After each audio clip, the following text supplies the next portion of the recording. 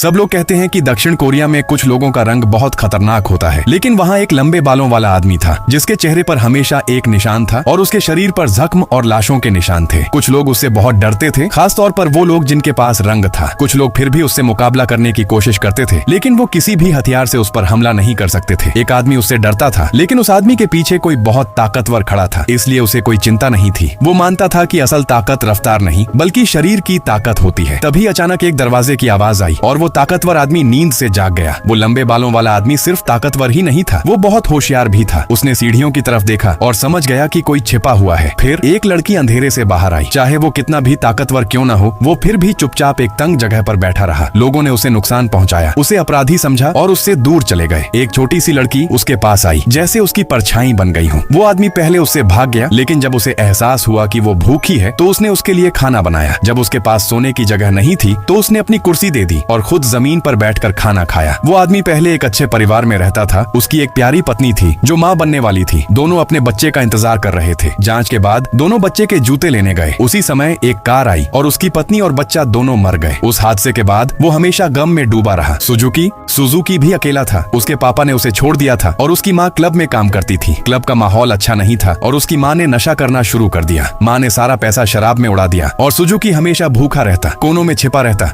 शायद इसी वजह से वो उस आदमी से जुड़ गया, क्योंकि वो उसे खाना खिलाता था और उसका सहारा भी बन गया था। सुजुकी ने झूठ बोला कि वो अपनी माँ के साथ जा रहा है, लेकिन असल में उसने उस आदमी की कुर्सी चुरा ली।